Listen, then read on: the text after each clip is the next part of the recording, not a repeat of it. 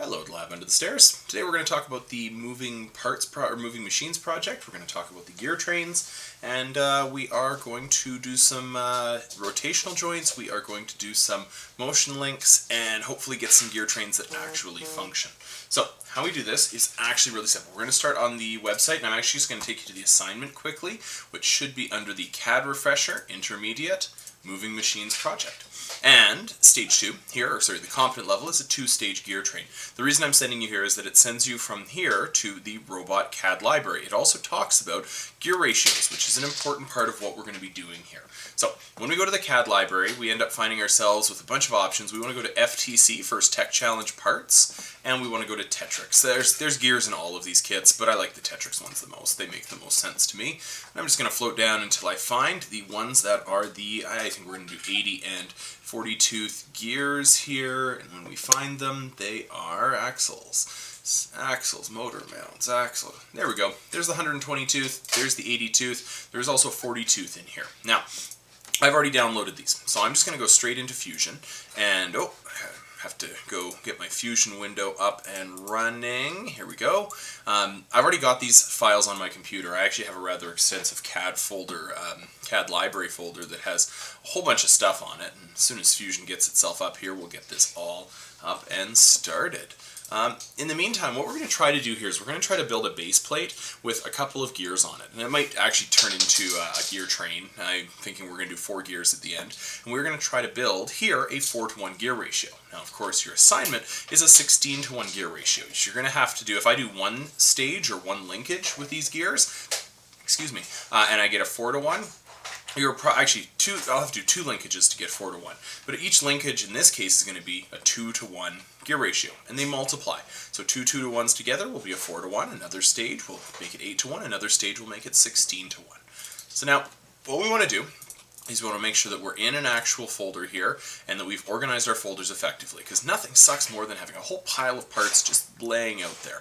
And I actually have a gear train demo here. I've done this a few times at school already, but unfortunately the gears that I have here, if I open them right now, they're actually going to update to the newest file. Actually, you know what? I am going to do that here, and I'll re-upload them back at school when we get there.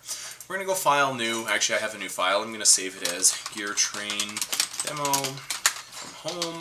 For those that have been waiting for this video for a little while, I apologize. I had some issues with my video codecs at school, and here's where we are. Alright, so let's do this gear train demo. I'm going to start with an 80 tooth and a 40 tooth gear, and I'm just going to click and drag these parts into my gear train demo. Now, basically what I get is a part that right now we can see is linked up to the current part in the file system here, which right now is exactly what we need. So I'm just going to grab 2 gears, I'm going to space them out, and now if you're doing this properly, if you're designing a product, you're actually going to go through a very specific set of instructions on how to line these up mathematically. For what I'm going to do here, I'm really just going to make sure they mesh and are pretty close.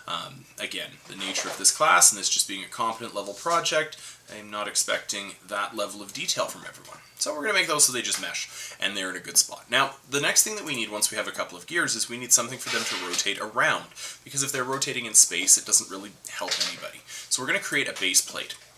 And I'm going to put my base plate right here. It doesn't really matter where your base plate starts. Now, if we're looking at proper gear trains in like gear boxes, we're going to try to make the base plate as skinny as possible or small as possible. In this case, I'm just going to draw a big rectangle and modify it later. And what that's going to give us is something to actually attach these gears to. I'm just going to extrude it out, an arbitrary amount, and I'm going to take both of these gears and I'm just going to move them. I'm just going to move them to the other side so I can actually see them. That's all. There we go. Oh, perhaps not. Perhaps what we'll do is we'll just go through that setup again, move both gears, spin around to the front, and just make sure that they mesh as per before. Alright, now what we've got here, and I'm just going to make sure I don't have any overlaps. That'll do. Okay, now what we've got here is we've got the ability to actually put some axles on these. To do that, we're going to go up and we're going to use our pattern tool here. And I'm just going to add, my project tool here. We're not in the sketch. That's why it's not showing up. Let's draw a sketch on the edge of our base plate, and let's go ahead and project the centers of these gears. There. And, I think I clicked the wrong one. I'm going to click the correct one, and I'm going to finish my sketch. Hello, Emma. Look, I I made Lego.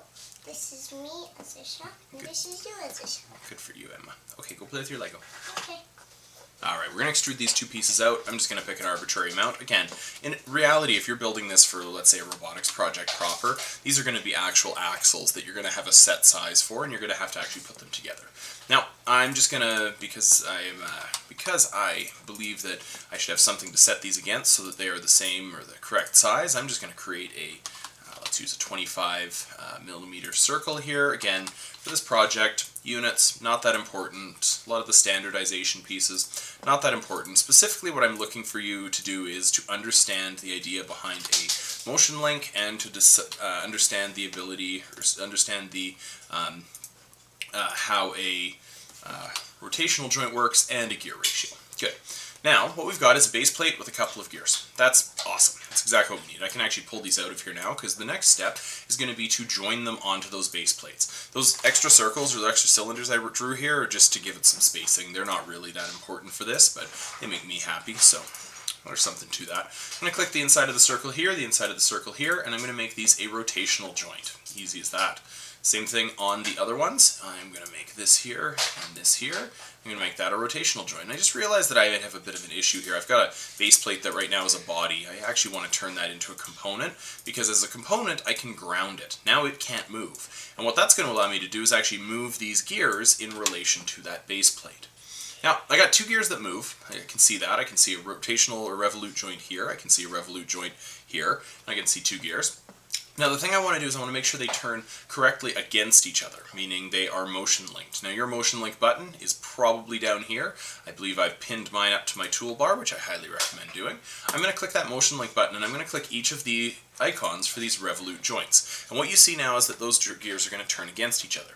And if I zoom in on the actual teeth, I've got two distinct problems here. The first is they're both turning counterclockwise right now, which is not what I want because when gears mesh, they turn opposite one another. You change the direction of spin. The other thing I realize now is that I've got an 80-tooth gear and a 40-tooth gear, but they're both spinning at the same speed, which doesn't actually happen in real life. One of these is an 80-tooth gear and one of these is a 40-tooth gear, which means it's actually going to have a different gear ratio. Now, I typed in a 2-to-1 gear ratio here, and I realized just because of the order I clicked things in, that's incorrect. Instead, I want to put 180 degrees in the first revolution, or in the first gear, and 360 in the other gear, because this is a 1-to-2 gear ratio. And that's going to give us a point where when we press OK, when I spin the first gear, the second gear is going to mesh with it correctly because we've done the math properly. For every one rotation I get of this big gear, I'm going to get 2 rotations of the small gear, and vice versa. One rotation of this small gear is going to give me a half rotation. Emma, I'm making a video. Thank you. Half rotation of this gear. Now, the next thing we do is sometimes we need to make a multi-stage gearbox here, and this is where this gets good, because right now I've got a 2-to-1 gear ratio, and in this case, this is going to give me a place where I can actually get some torque or some speed off this, but if I want to make it better, I need to go a little bit further. So in this case, I'm just going to grab another 80-tooth gear, and capture the position, and I'm just going to copy it over because my plan is to make a second stage to this gearbox. And that's relatively easy because this gear can now be rigid jointed onto the other gear. Now, the difference between a rigid and a revolute joint is that a rigid joint is not going to allow it to move. Now, in reality, what's going to happen is I'm actually going to bolt these two gears together. I'm going to make them into one single gear, offset gear. And in this case, now we can see that as I spin this wheel, I get the same gear ratio as I would with the small gear because it's the one actually doing the work and doing the meshing on the back here.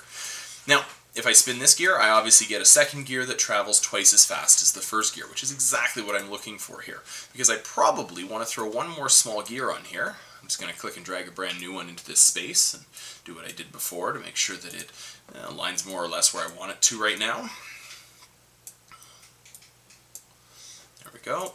I'm just going to, same thing, I'm just going to line it up so that it works. Again, we were illustrating the concept here, not building an actual gearbox. And again, I'm just going to go back to my base plate and I am going to project on the center of this gear so that I get a good axle point and can figure out exactly where it's going to sit. I realize I projected and I put a circle on there, which is a little bit redundant, but hey, here we are. And now what I'm going to do is I'm going to actually draw another piece onto the base plate here. I'm actually going to put a circle here, and again, I just picked an arbitrary number of 25 millimeters. Press OK. In this case, I'm going to actually use an extrude function, but instead of extruding to a distance, I'm going to actually extrude so that it's the same depth as this gear. I realize this other gear here may have actually fused with the other one, which is interesting. I'm going to join, and instead of going to distance, I'm going to go to object, and I'm going to click here, and what that's going to do, if we look at it from this edge, you can see that it's going to pull that out to exactly where that gear is, which is exactly what I want right now. Now, that is going to give me the ability to take this gear and to join it into place, just like we did with the other ones. There and there. And that's going to allow us to put a revolute joint on it and see that everything lines up. Life is good. Now, as with before, we're simply going to put a motion link between this gear and this gear, and that's going to allow them to move. Now, in this case, we see that they are, again, moving in the wrong direction, and, again, they are moving at the wrong speed. So let's go 360 to 180. Realize that, again, I typed that in backwards. Pretty consistent with that, at least. And let's change this one to 180 degrees so that we get that 2-to-1 gear ratio. Now what we have here from start to finish is either a 4-to-1 or a 1-to-4 gear ratio, because we have two 1-to-2 gear ratios. Multiply 2 by 2, you get 4. And that means that as we spin these gears here, we can actually see that this gear, and I'm just going to right click on this and I'm going to animate the model, this small gear, for every one rotation that we get out of it, we get approximately one, or actually exactly 1/4 of a rotation out of the large gear on the left. Likewise, if we were to animate the model over here, every one full rotation of this gear is going to give you 4 rotations of the smaller gear. This is how we get either a speed or a torque advantage depending on which is the driven gear and which is the following gear. And we'll do a little more of that when we actually have some projects to work on with this one. With this class, when this is all said and done, I want you to take this, I want you to send it as a public link. And the way to do that is very simply to save it, to go find out where it is. I can see that this one's here. And when we right click on this, we're going to get the option to actually generate a public link. And that is going to be shareable into the D2L Dropbox for our course. And you can just copy this link over and use it as part of the drop. The other one you should do is you should go ahead and use a new drawing from design, just like we've done in past projects, and actually give me an isometric and orthometric view, or orthographic view of this particular project so that I can evaluate what you've done. With that being said, cheers, good luck with the project, and as always, email me if you have any issues.